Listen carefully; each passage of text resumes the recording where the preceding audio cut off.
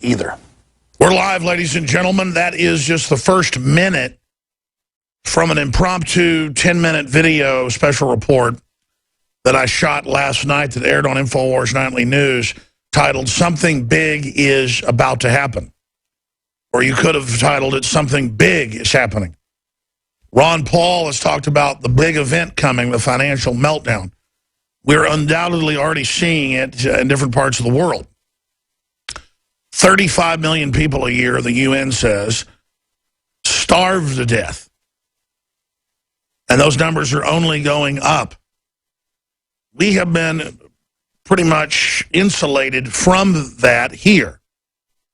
And we've been partially insulated from the horrors that are globalism.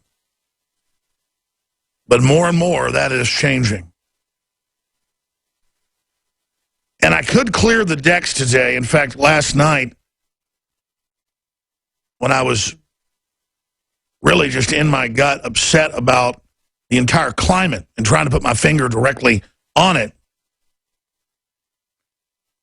I said there was a good chance I would just cancel guests tomorrow and open the phones up for 3 hours to discuss basically the 100th monkey phenomenon or syndrome. But we do have Tucker Carlson coming on today, always informative. Mark Crutcher, Pro-Life America, and Dr. Ed Group will be here in studio to open the phones up to ask Dr. Group your question about health, supplements, nutrition, some of the great gains we're making in educating the public, some of the big victories. So we'll do that. But undoubtedly, sometime this week,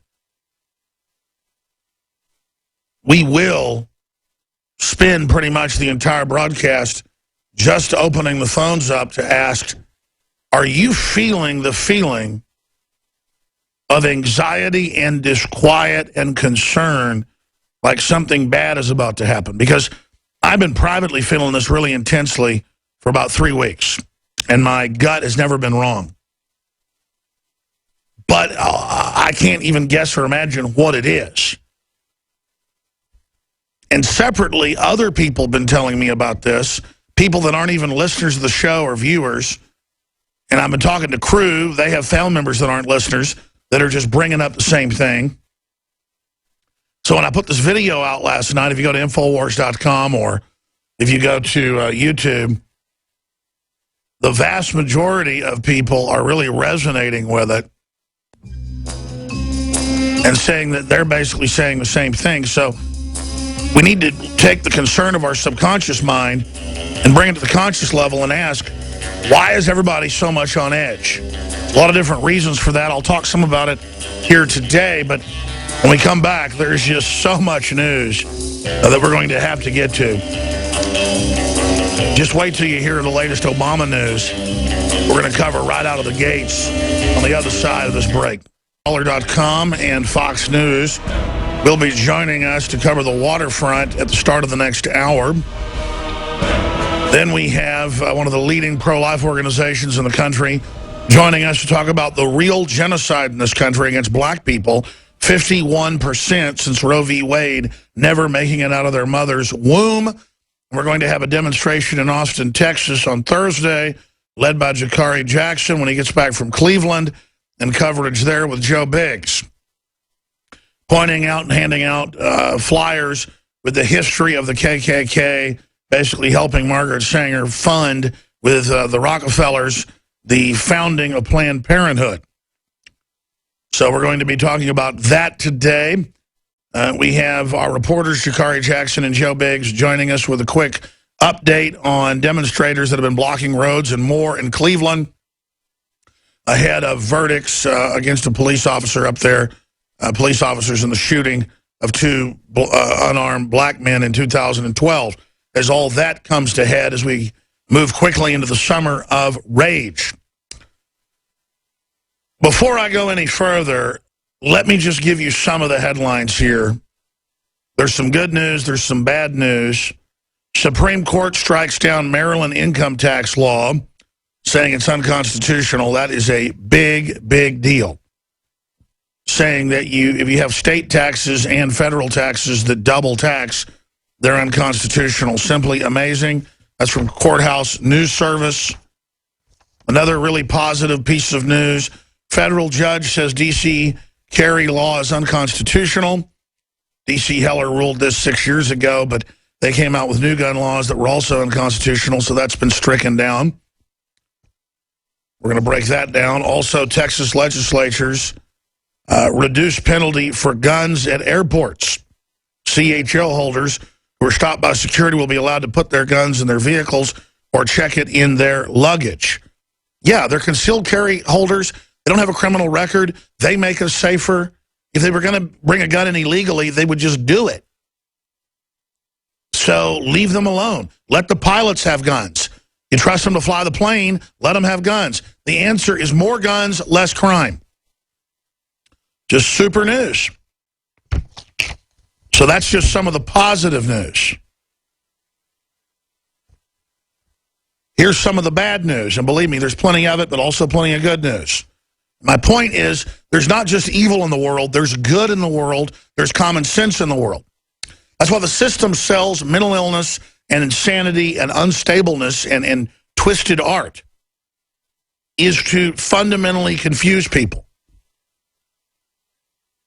Obama seeks to end immigration enforcement by local and state police. That's right, he's already ended it federally outside of law.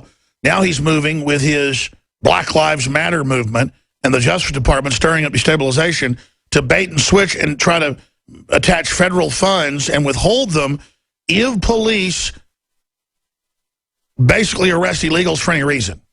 You've seen the Border Patrol memos 3 months ago where they're told, let them go for crimes.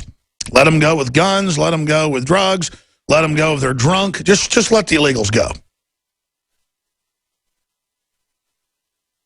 Because they want them here to drive down the wages and be a new political bloc with divide and conquer, Tower of Babel 2.0, where none of us can communicate with each other.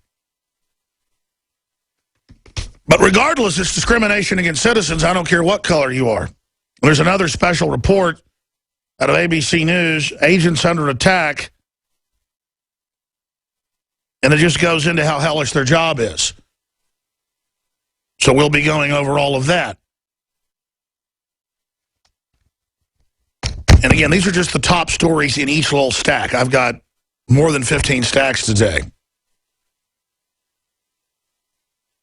Where should I begin on these other stacks? Iraq forces flee as ISIS gains control of Ramadi, U.S. officials say. And I was sitting there this morning watching the news while I was exercising, and it shows ISIS driving around in their armored Humvees, and we see the Iraqi security forces trained by our military fleeing. What's really going on here? Saudi Arabia has proxy armies. Funded by NATO and others that have been trying to bring down Syria for 5 years. They fly al-Qaeda flags.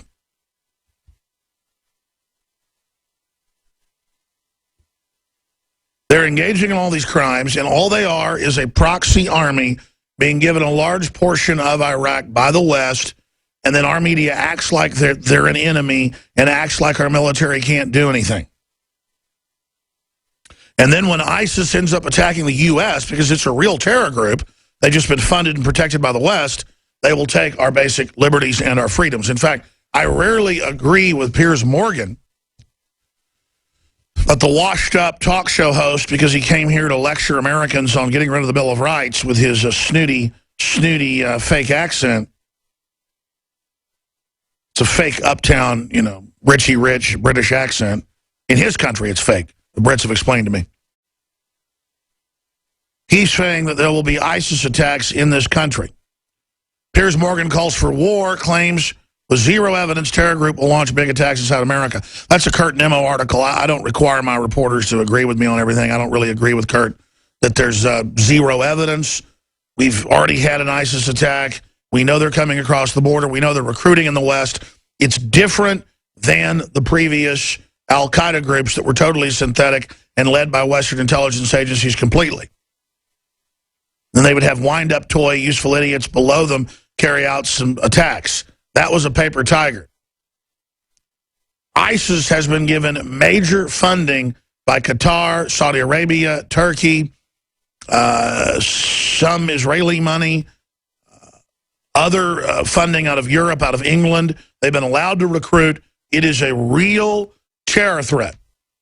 That doesn't mean give your rights up because it is happening, because at the end of the day, it was still created by the West as a pretext to menace us into giving up liberty. Giving up liberty does not protect us, and we should not be held hostage, and we should reverse the liberties that we've seen lost in the name of fighting terrorism. Even the head of Interpol said last year the answer is arming citizens, like in the U.S., worldwide, to fight back against radical jihadists when they attack shopping malls and colleges and community centers and schools and things like that. The scum love to attack innocent targets. They love victim disarmament zones. They love countries where the public's been disarmed. I get Kurt's point about they're hyping the threat, and at the end of the day, it's synthetic, but not synthetic in the way al-Qaeda, the granddaddy of ISIS, is. ISIS is a real army, equipped and trained by the Saudi military and others, who were trained at bases in the Middle East, from Jordan to Turkey to Iraq. And then that Free Syrian Army was handed over to Saudi-run Wahhabists who fly the Saudi Arabian Wahhabist flag. You know it as al-Qaeda. It's just a Wahhabist flag. It is the al-Qaeda flag. But notice you never hear that. We hear, oh, al-Qaeda's done. We killed their leadership. They're gone now. Here's ISIS, the new enemy, just to confuse everybody, but they don't really fight them. They always wanted Iraq broken up into 3 parts. That's what's now been done. And they may just give, again, one area to the Kurds, one area to the al-Qaeda folks, the ISIS people, Islamic State, part of Iraq in the west and part of eastern Syria. And that's been the goal. And you're just seeing it. Our media just goes, oh my gosh, look at ISIS, they're so terrible. Oh my gosh, we better get rid of our Bill of Rights and have the NSA spy on us and internet kill switches and checkpoints, when the border is wide open. It's all a total fraud. Here are the headlines. Iraq forces flee as ISIS gains control of Ramadi. U.S. official says Iraq security forces were pushed out by a smaller ISIS force. They say it's pretty much over now. A U.S. military official told Fox News. And now they're saying they may take the whole country. No. They will be allowed to get, if you put up an Iraqi map on the wall, the central western area, right into the far western area, into the central eastern area and far eastern area of Syria. That is Islamic State. That is the new command base. Just like the U.S. and England helped create Israel as a land-based aircraft carrier in the Middle East, Saudi Arabia will now have its own command base right in the middle of it. And that's the plan to further balkanize. The war against ISIS in Iraq just took a dark turn. Business Insider admits that the whole country could fall to Saudi Arabia. U.S.,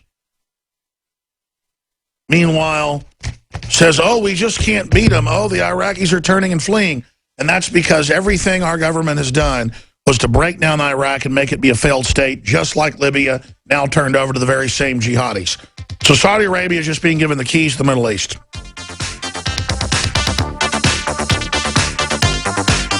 Now we come back. Pentagon admits that they're preparing for mass civil breakdown. Joint drills raise concerns. A contingency plan in the event of wide-scale social unrest. That's out of Investment Watch, saying what we told you years ago. So we're going to break that down when we come back, and so much more. Stay with us. Pentagon admits preparing for mass civil breakdown. Joint drills raise concerns. A contingency plan in the event of wide-scale civil unrest. The program, costing millions of dollars, try billions, has been designed for the purpose of immediate and long-term warfighting